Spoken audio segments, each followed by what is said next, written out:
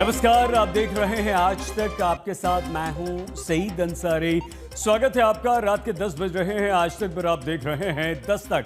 और आज दस्तक में हम आपको दिखाने जा रहे हैं कि अब बीजेपी के नए राष्ट्रीय अध्यक्ष का नाम कब तक आपके हमारे सबके सामने होगा, क्योंकि दुनिया की सबसे बड़ी राजनीतिक पार्टी बीजेपी के नए अध्यक्ष को लेकर लंबे समय से चर्चा चल रही है। आपको हम ये बता दें कि बीजेपी के मौजूदा अध्यक्ष जेपी नड्डा का कार्यकाल करीब 2 वर्ष पहले समाप्त हो चुका है। नड्डा को लगातार एक्सटेंशन दिया जा रहा है। बीजेपी के इतिहास में यह पहला अवसर है जब किसी अध्यक्ष का कार्यकाल समाप्त होने के बाद इतने लंबे समय तक नया अध्यक्ष नहीं चुना गया। लेकिन बीजेपी के नए राष्ट्रीय अध्यक्ष के चयन के लिए अब प्रक्रिया काफी तेज हो चुकी है, क्योंकि पार्टी में राष्ट्रीय अध्यक्ष का चुनाव तभी हो सकता है जब पार्टी में कम से कम 19 राज्यों में अध्यक्षों की नियुक्ति हो चुकी है और अगले 2 दिन में यह लक्ष्य पूरा हो जाएगा। मतलब अगले 2 दिनों में 26 राज्यों में प्रदेश अध्यक्षों के चुनाव करा लिए जाएंगे। हम आपको यह भी बता दें कि बीजेपी की 37 मान्यता प्राप्त स्टेट यूनिट्स हैं और बीजेपी के संविधान के अनुसार 50% राज्यों में संगठनात्मक चुनाव होने के बाद ही बीजेपी के राष्ट्रीय अध्यक्ष का चुनाव होता है। बीजेपी के संविधान के अनुसार पार्टी का असली राष्ट्रीय अध्यक्ष वही व्यक्ति हो सकता है जो कम से कम 15 वर्षों तक बीजेपी का सदस्य रहा हो। बीजेपी में राष्ट्रीय अध्यक्ष का चुनाव निर्वाचक मंडल करता है, जिसमें आरएसएस यानी कि संघ की बेहद महत्वपूर्ण भूमिका होती है। फिलहाल बीजेपी ने जिस तेजी के साथ हाल ही में राज्यों में अपने अध्यक्ष नियुक्त किए हैं, उससे तो यही लगता है कि अब वो बहुत जल्द नए राष्ट्रीय अध्यक्ष का नाम साफ कर देगी। तो आइए आपको दिखाते हैं बीजेपी के नए राष्ट्रीय अध्यक्ष से दिल्ली कितनी दूर है।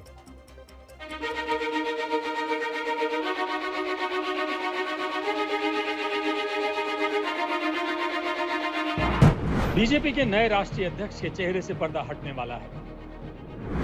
जेपी नड्डा के बाद किसको मिलेगी बीजेपी की कमान? नए राष्ट्रीय अध्यक्ष पर आरएसएस और बीजेपी की आम राय क्या है?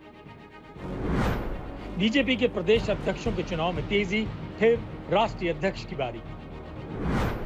राष्ट्रीय अध्यक्ष के नाम पर माथापच्ची जारी, फाइनल मोहर लगना बाकी। बीजेपी कहती है पार्टी संविधान से चलती है। बीजेपी ये भी कहती है कि सरकार से बड़ा संगठन होता है। अब सवाल ये है कि बीजेपी में जब राष्ट्रीय अध्यक्ष का कार्यकाल खत्म हो चुका है, तो फिर अभी तक नए राष्ट्रीय अध्यक्ष का चुनाव करने में देरी क्यों हो रही है? आखिर पेच कहां फंसा है कि दुनिया की सबसे बड़ी पार्टी को नया राष्ट्रीय अध्यक्ष चुनने में क्या कहीं कोई अड़चन आ रही है? तो आज हम आपको दिखाने जा रहे हैं कि बीजेपी के राष्ट्रीय अध्यक्ष पर इस दफा इतनी माथापच्ची आखिर क्यों चल रही है।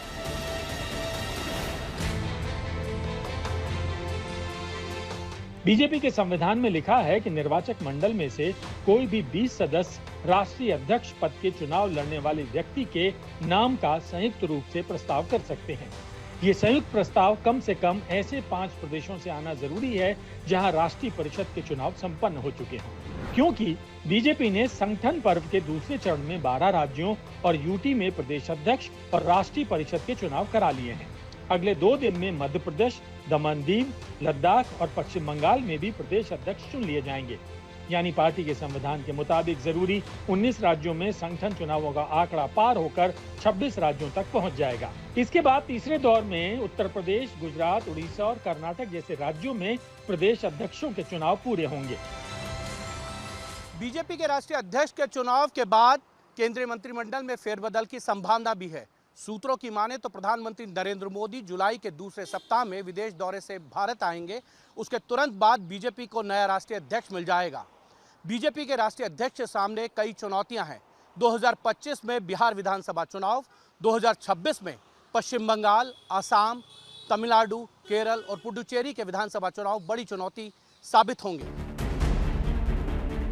पार्टी संविधान के हिसाब से तो राष्ट्रीय अध्यक्ष पर तस्वीर जल्दी साफ हो सकती है, लेकिन राष्ट्रीय अध्यक्ष का चुनाव होने से पहले बीजेपी के सामने 2 बड़े राज्य चुनौती बन गए हैं।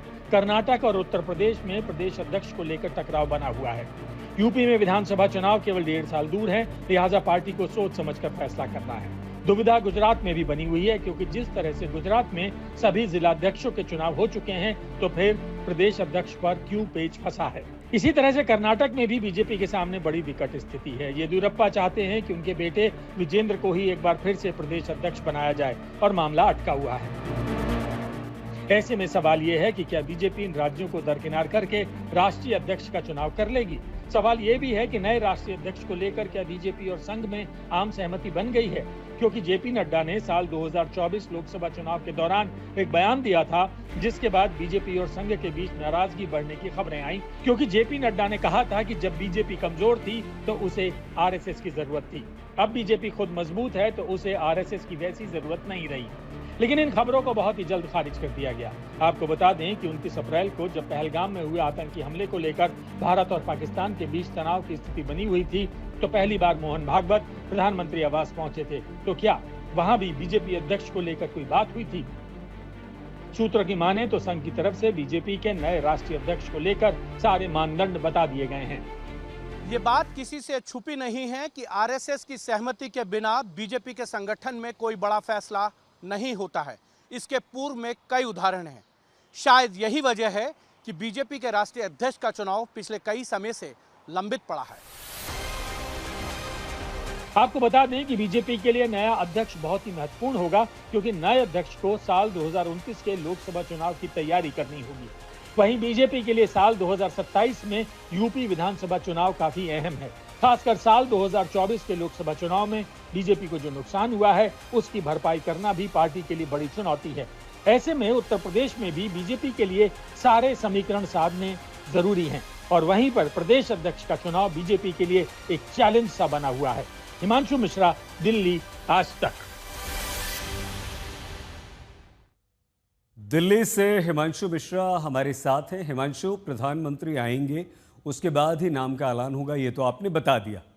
अब ये भी बता दीजिए कि संघ की पसंद का बीजेपी अध्यक्ष होगा या मोदी और अमित शाह की पसंद का? देखिए, मुझे लगता है दोनों ही तरफों की सहमति के बाद ही जो है वो अध्यक्ष बनेगा, जिसमें संघ की भी सहमति होगी और बीजेपी आलाकमान की तरफ से प्रधानमंत्री नरेंद्र मोदी, बीजेपी के राष्ट्रीय अध्यक्ष जेपी नड्डा, गृह मंत्री अमित शाह, राजनाथ सिंह, नितिन गडकरी, तमाम वरिष्ठ नेताओं की जो सहमति बनेगी, उसके बाद ही नए अध्यक्ष बनाए जाएंगे। लेकिन इतना जरूर है सईद, इस चीज को समझना होगा कि इस बार जो अध्यक्ष का पद है वो कांटों भरे ताज की तरफ भी देखा जाएगा, क्योंकि बिहार के चुनाव भी हैं, विधानसभा के पिछली बार हमने देखा था 2020 में किस तरीके की कांटे की टक्कर देखने को मिली। उसके बाद पश्चिम बंगाल के चुनाव हैं, असम के हैं, तमिलनाडु के हैं, पुडुचेरी के हैं और साथ ही में जो है वो केरला के चुनाव है। तो भारतीय जनता पार्टी का जो अध्यक्ष का ताज है वो बहुत महत्वपूर्ण भी है, क्योंकि पार्टी को अगला जो कहें कि चुनाव जाना होगा वो इन्हीं जो भी राष्ट्रीय अध्यक्ष होंगे उनके नेतृत्व में जाना होगा। साथ ही साथ बड़े बदलाव जो है संगठन में भी होंगे और पार्लियामेंट्री बोर्ड में बड़े नेताओं की जो है वो वापसी हो सकती है। शिवराज सिंह चौहान हो, नितिन गडकरी हो, या फिर ये कहें कि योगी आदित्यनाथ भी जो है आने वाले दिनों में आपको पार्लियामेंट्री बोर्ड में दिखाई दे। हिमांशु, हम हमेशा नामों पर भी चर्चा करते हैं। इस बार कुछ ऐसे 1, 2, 3 नाम बता सकते हैं आप?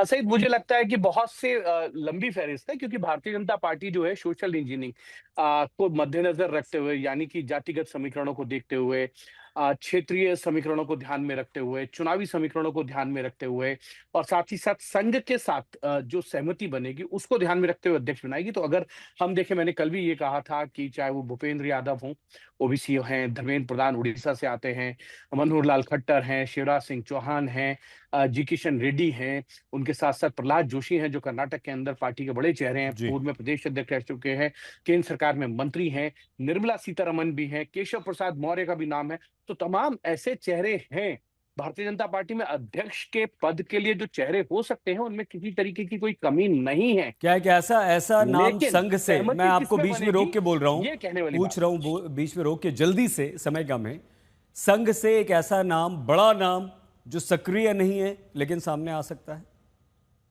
मुझे लगता है इसकी संभावनाएं बहुत कम होंगी। जिस नाम का जिक्र कर रहे हैं, मुझे लगता है क्योंकि उनके पास जो संगठनात्मक अगर देखें तो 2006 तक जिम्मेदारी थी और ऐसा कोई मुझे नहीं लगता इतना बड़ा उलटफेर भी संघ करना चाहेगा कि जो संगठन से बाहर हैं, पिछले कई 1.5 दशक से ज्यादा हो गया है, लगभग 2 दशक के करीब है। तो ऐसे में उनको जिम्मेदारी दी है, मुझे लगता है इस तरीके की अफवाहें हैं।